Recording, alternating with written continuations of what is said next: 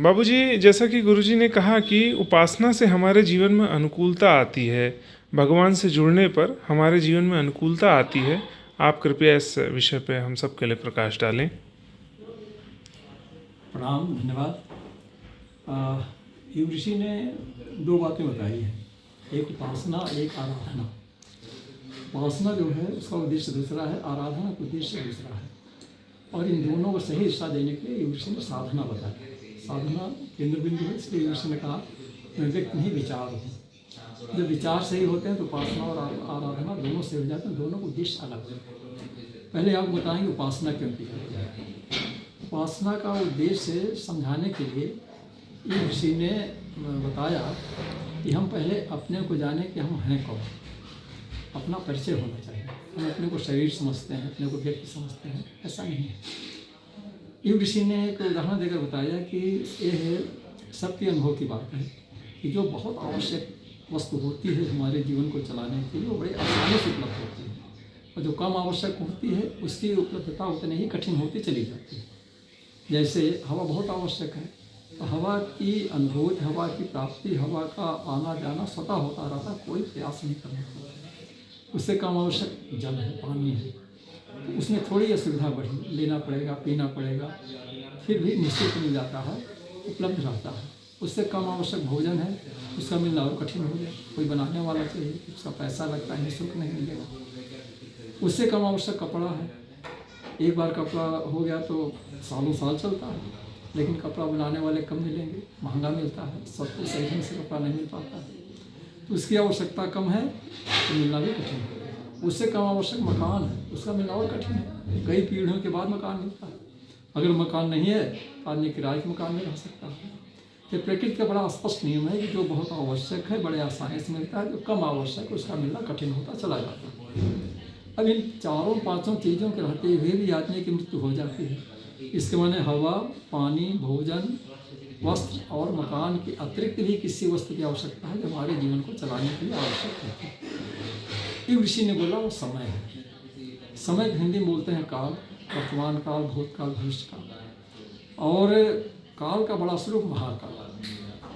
अगर किसी व्यक्ति के जीवन में समय बचा है तो उसको कोई मार नहीं सकता। बड़ी बड़ी दुर्घटनाएं होती हैं, कितने लोग मर जाते हैं, लेकिन फिर भी कुछ बचे रहते हैं। ऐसे ही यदि किसी का समय समाप्त हो गया तो कोई बचा नहीं सकता।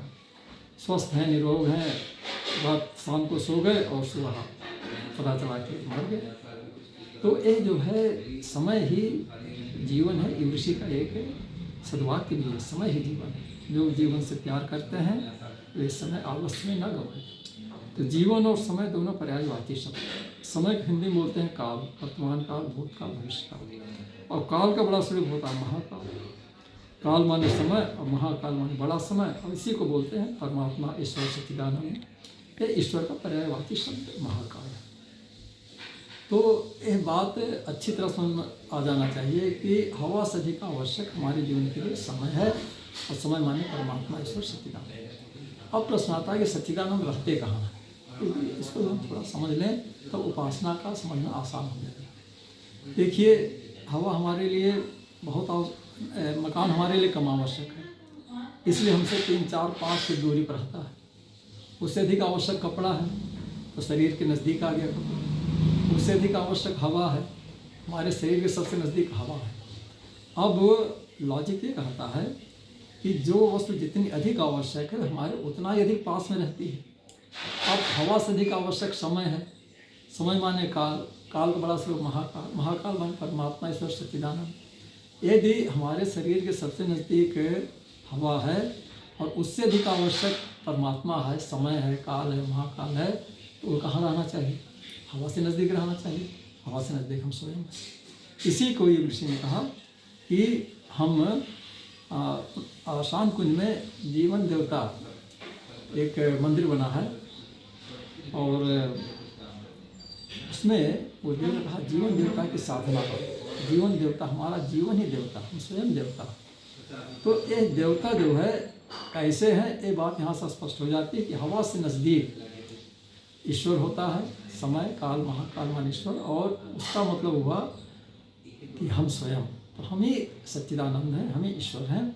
यदि हम स्वयं ईश्वर हैं तो इसकी अनुभूति क्यों नहीं होती है, उसका आनंद क्यों नहीं मिलता हमको? ऐसा कमियां बहुत सारी जो मानवीय कमजोरियां हैं जो हमारे जीवन में क्यों स्थान बनाए हुए हैं। इसके लिए ऋषि एक छोटी सी कहानी सुनाते थे कि एक बार एक राजा गया जंगल में शिकार खेलने के लिए, पिकनिक मनाने के लिए पूरे परिवार के साथ गया, और वहाँ पर जब शाम को लौटने लगा देखा कि उसका एक 5 साल का राजकुमार जो था वो खो गया। बहुत ढूंढा लेकिन मिला नहीं, निराश दुखी होकर के लौट आए। अब 15 साल बीतता है, एक दिन एक शिकारी आता है एक 20 साल के लड़के को साथ में लेकर के।